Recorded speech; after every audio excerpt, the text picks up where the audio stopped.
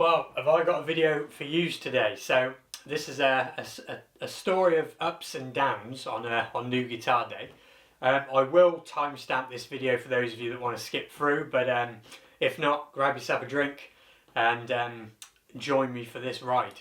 In this box here, I have, thanks entirely to my missus, a new Eastman guitar, and as yet I haven't even opened the box. All I've done is taken my address off the box. So I thought it'd be cool to unbox it together and have a genuine reaction. The guitar's from Peach Guitars, so we'll have a look at how good they are at packing guitars as well on the way. So I see no reason to delay it. Let's get the box open. Camera angles might be a bit funny here, this one camera thing, but you know, let's just open it and just see it.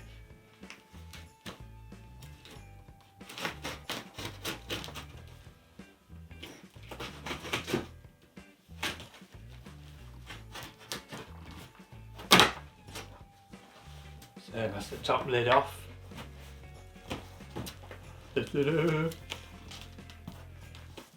So they padded the top of the box, so that's always a good start. But it's just padding at the top and bottom, so I don't see any damage on the box, but you know, that'd be a disaster, wouldn't it, in this video? First little sneak peek inside the box. So I'm just trying to think what would be the best way to do this. I don't want to...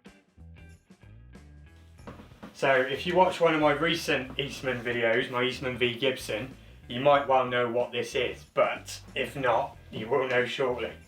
So it comes in a case. Let's have a little look at the case before we even open it. No extra padding, and when I send guitars I put in way more padding than that, but you know, it looks sufficient.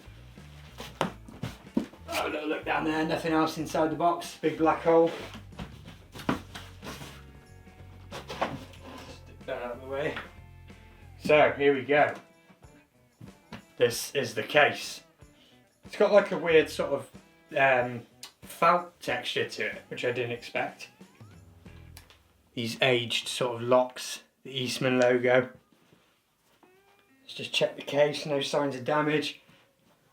I'm doing this in proper real time, no sort of script whatsoever. I see something hanging out the case there, which is a bit weird. I don't know what that is. Right, so let's put this in a way where we can both see it at the same time. So, here we go.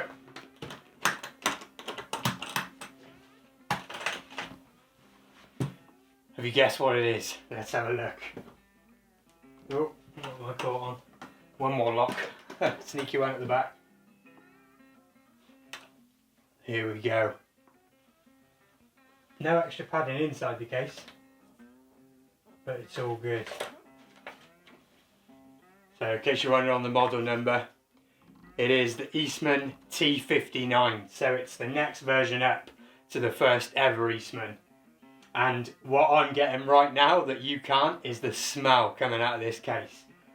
It just smells amazing, that nitro varnish finish. Let's get it out and take a real good look.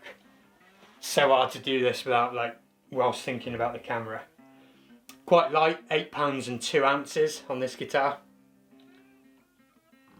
So let me just go through what I'm looking for right now as a first time. So I tend to always gravitate to the neck pocket first, and I'm checking, you know, for any sort of cracks or funny goings on. Everything looks good there. The smell of it is just unreal. Look at the back of that. Maybe there's better angles, but we will do a proper video of this. This is literally just the first. I wanted to unbox it all together sort of thing. So neck wise, so remember I said before that the T486 had a slightly slimmer neck, and again this thing has the slightly bigger neck, and it is just lovely. In the hand straight away that feels, oh, it feels so good. Just going to check the all around the nut and stuff like that as well.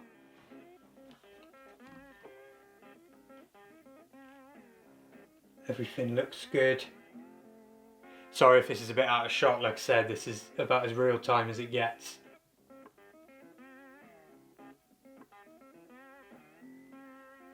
So in terms of, I don't know if you'll be able to see, like, because it's the V, you have like slight sort of aging, and on here there's like little tiny sort of divots in the lacquer and stuff like that. It just looks so good. Look at the front of that.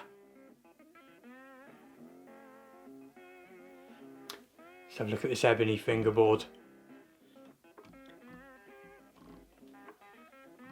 Setup out the box, first thing I'm noticing in terms of setup is the action is reasonably high. So if let's just set the camera up properly a second, and we'll sit down with it, I think. So hopefully you'll be able to see it reasonably well. Yeah, it's not too bad. So yeah, action's pretty high out the box, to be fair, I've got to say that. Let's check net relief and stuff like that. Net relief's pretty good.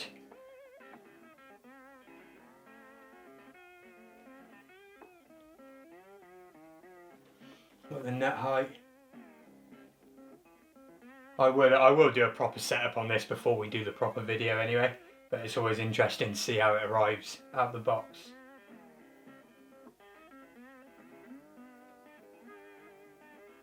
Little bit of room in the net to come down, you know, when you're doing final setup, but that's better than being, you know, too low.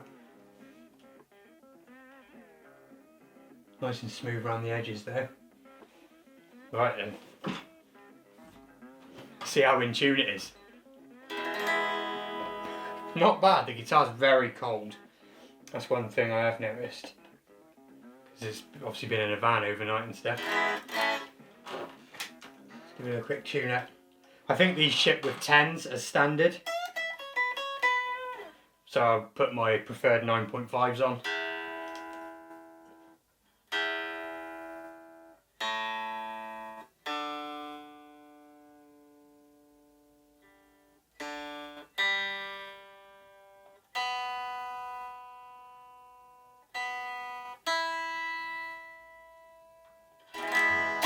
Not far out of tune though. Like I said, the only thing that's really immediately obvious is the action as standard is whether you'll be able to see that on the camera or not because my face is in the way. Probably not. But the action is quite high, definitely a bit higher than I would have, especially on a 12-inch radius board. But intonation wise,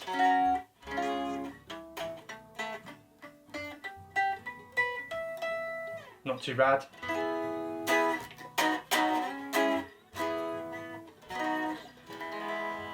I'm loving that neck, that slightly bigger, fuller neck than the T486 is exactly what I was looking for in a guitar like this.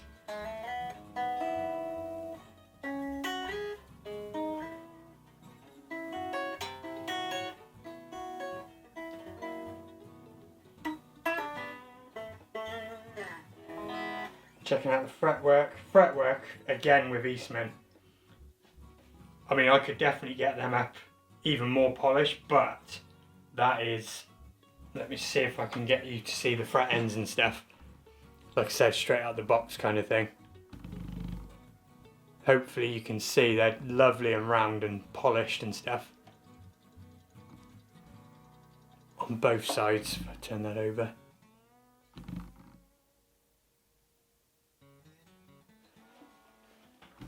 I mean, everything on there out the box is pretty much bang on, other than the action's a little bit high, but you know, frets are all good, there's no damage, luckily, because that would have been a disaster.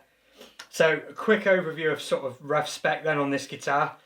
Pickups wise, you get the Seymour Duncan Antiquities, CTS pots, 50s wiring.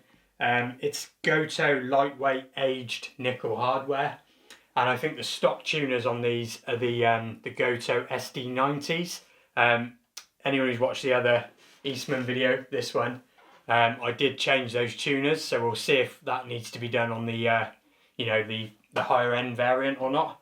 But yeah, I mean, it's all looking pretty damn good. So I think what I'm going to do now is I'm going to take this away, sort of get to know it a little bit off camera, because I'm probably overexcited and I just need to settle down with it a minute, and then we'll get into some quick sounds on this video, but I will do a proper video with it, you know, in a week or so's time as well. So hopefully you enjoyed that genuine unboxing with me as we went along, and I'll see you in a second for some sounds. Well, it's the day after yesterday's unboxing excitement, and I said that I would need a bit of time to go over the guitar. You know, I mentioned the nut was high, and unfortunately there is a problem. And I didn't notice it in the beginning, but as I sort of, you know, settled down with it off camera, I realised that the nut, which is going to be hard to show on camera because it's such a subtle detail, as is all guitar sort of setup, but is actually cut in the wrong place. The high E is bringing the string right onto the very, very edge of the fretboard, which is obviously making it slip off quite quick and all that kind of thing. I mean, I kind of sort of thought it was a little bit weird, but I said the action was a bit high, but you know, it takes time to settle down and really look at something. But I mean, that's so easy to just slip off the edge. So unfortunately, that's a bit of a bummer. And bear in mind, this guitar is a gift, an amazing gift. So it's a bummer for my missus as well. So I've spoken to Peach Guitars this morning, and the guys who deal with the sort of customer service weren't there. But I told them that, you know, they're 200 miles away from me, and the less time this spends in the hands of couriers, the better. So my idea would be to go to a amazing guitar tech that lives in the town where I used to live, and get him to custom carve a new bone nut, and perhaps get them to share the cost of that or cover the cost of that, whatever. And they seemed to say that was, you know, a perfectly reasonable thing to do. So, you know, no issues with that. It is a bummer though, because in the last Eastman video where I was checking out this guitar, little did I know I would be ending up with the exact guitar that I was looking at in that video. I even said this at the time, is at Peach Guitars listed, and I did see this exact guitar listed at Peach sort of end of summer. And the reason I know it's the exact one is because Peach are one of the few big companies that actually photograph each guitar instead of just use a stock image. Why that's not standard, I do not know, but you can sort of trust Peach that, you know, it is the guitar photographed. And it's come back up at 1629. So whether this was a return out of the batch that they had, I don't know. So I didn't ask Peach if this was a return, because, you know, they probably weren't going to know, and maybe they wouldn't say it. Certainly didn't say it on the ad, but it would make sense that I thought I'd saw this guitar come back up, and maybe it did get returned for that reason, and the person wasn't willing to sort it out. For me, a new nut, you know, it's a bummer, but it's not good enough reason to get rid of an otherwise amazing guitar that you can't really find that many of.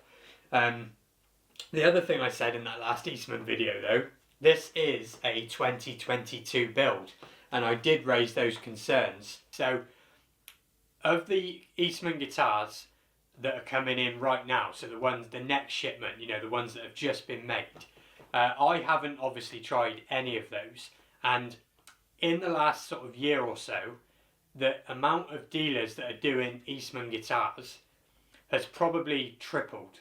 You can get them from way more places, which obviously means they're going to be making, they have to be making way more guitars.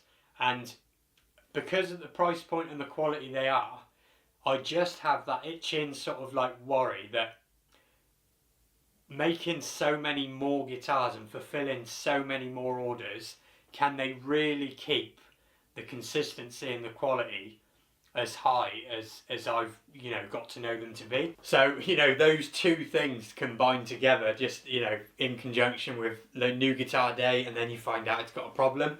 It's you know, it's a little bit of a bummer, but I wanted to put it in the video despite how much I've banged on about Eastman. And, you know, is that a sign that the newer ones have slightly less attention to detail, like I was concerned about? I mean, I don't know, it doesn't fill you with much confidence, does it? But, you know, at the end of the day, it's just a case of getting a new bone nut custom fitted. I've only ever fitted nuts to Fender type guitars where they're slotted into the headstock, and I don't have any bone nut blanks like the Gibson types. So, and you know, this is a brand new gift to me, and I just want to put it to someone who I know and trust. and he's going to do that. So I'm going to have to spend a few days now getting this guitar to him and waiting for him to do it. I think we'll cut back to past me from yesterday now, where I plugged this in for the very first time. Just bear in mind that was before I'd kind of picked up on that issue. And yeah, you know, slight sort of change of tone in this exciting new guitar day, but it happens, doesn't it? So there we go. Let's cut to how this thing sounds. Before I sort of change the string gauge and, you know, set it up to me, let's give it a quick listen. That's the first time I've plugged it in. So neck pickup just straight into the katana, all pedals bypassed at the moment. So let's hear it. Oh. You are just hearing it on the camera mic, by the way, but as I say, I'll do a proper video with better audio.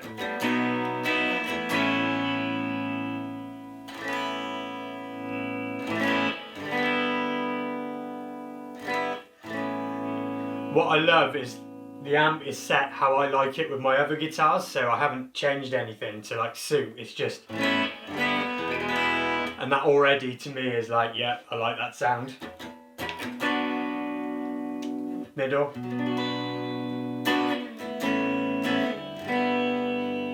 First time ever hearing Antiquity Seymour Duncan's.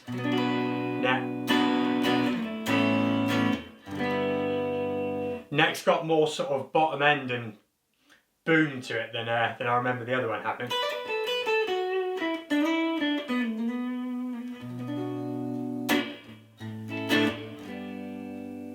Let's go back to the middle.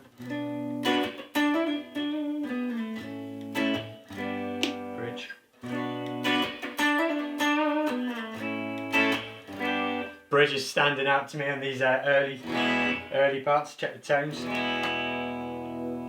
Oh, that's a really smooth roll off on tone. Again, sorry if I sync coming through on the camera mic very well, but we'll do the video.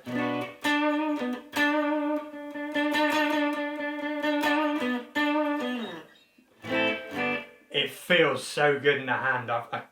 I always said that was the only thing. I just wish it had that slightly bigger neck, and this one has a neck carve very, very similar to the SB59, which I love. It's not huge, don't get me wrong, but it's just that little bit fuller, and on a Gibson style guitar that just feels so good. Let's try it with a little bit of drive.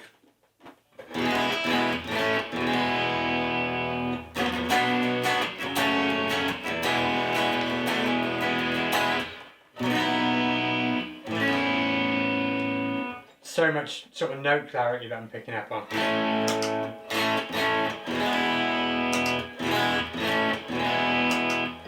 My always on compressor there as well.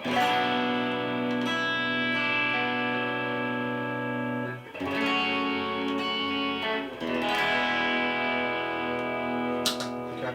Another thing I always look for when I'm sort of testing pickups to listen to is how do the notes like rub? So I'll play something like this.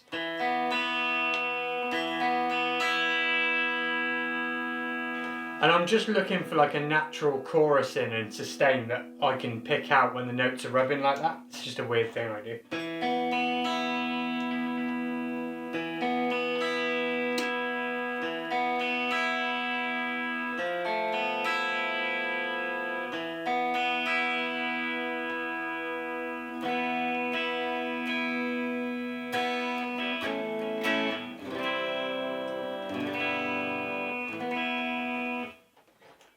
See what it sounds like with a little bit more overdrive.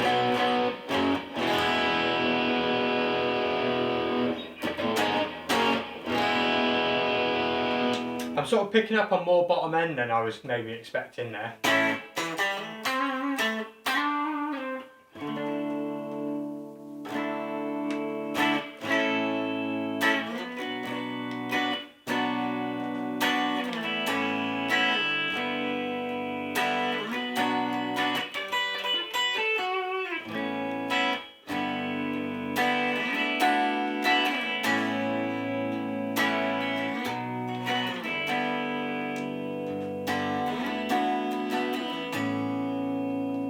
Love that middle position there.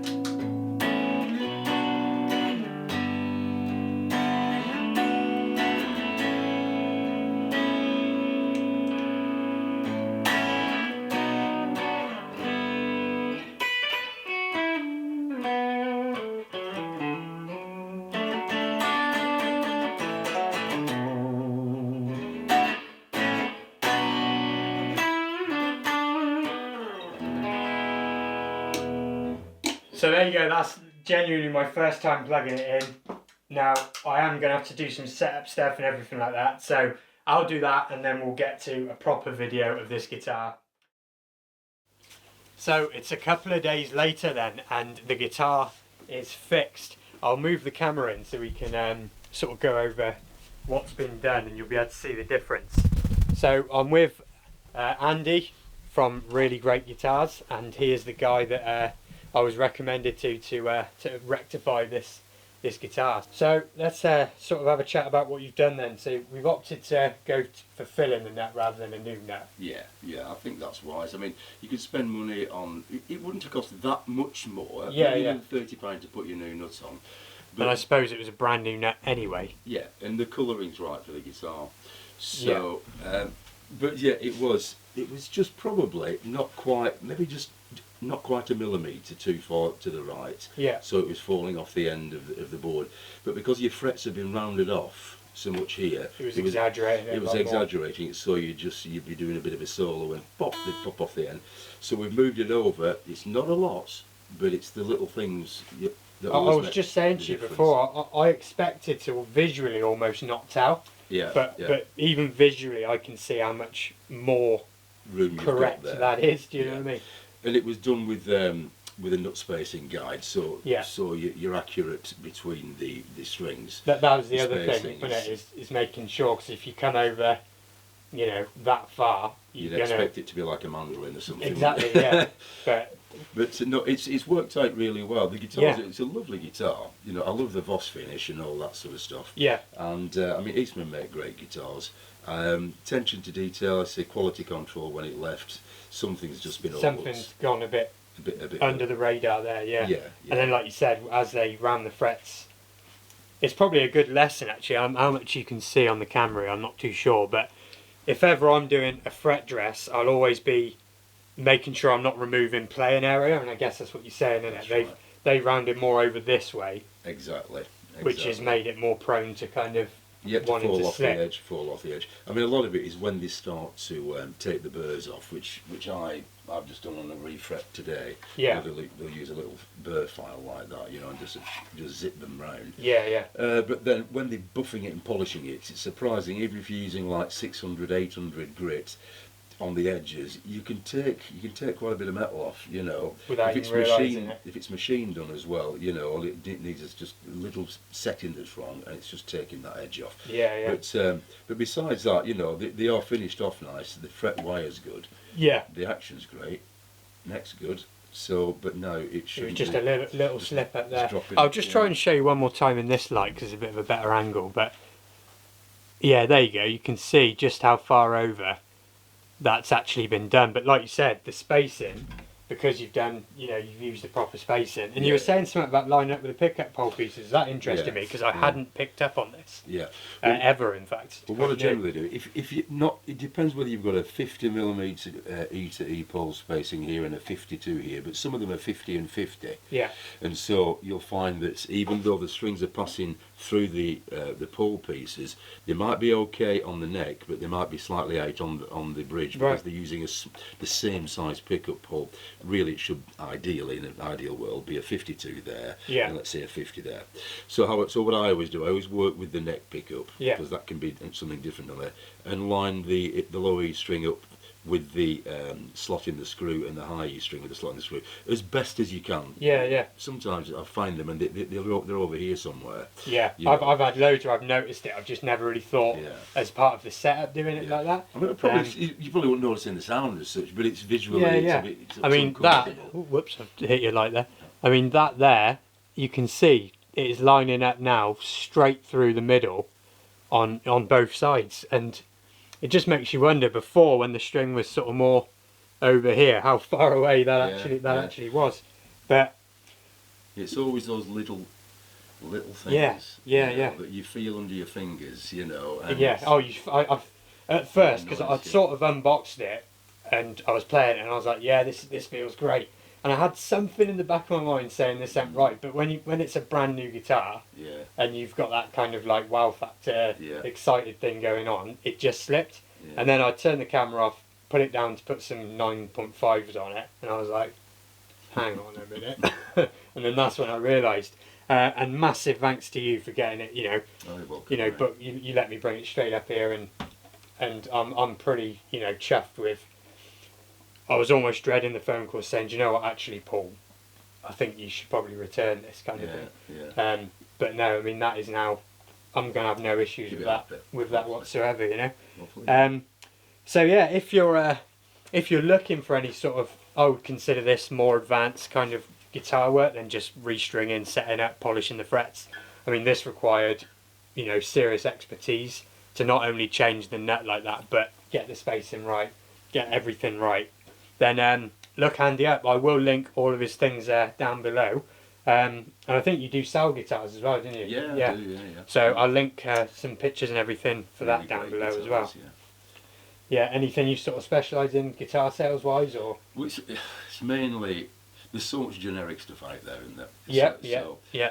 It's generally high-end vintage collectible. Nice. So there you go. Something that's just kind of unusual, but I've got some nice pieces, Yeah. tap on really great guitars. I did have a little perv on the website before I came. Oh, and amps as well. I noticed you do amps. I do as some well. amps, yeah. So, it's the room, isn't it? Yeah, Amps, but, yeah. And they're not as pretty.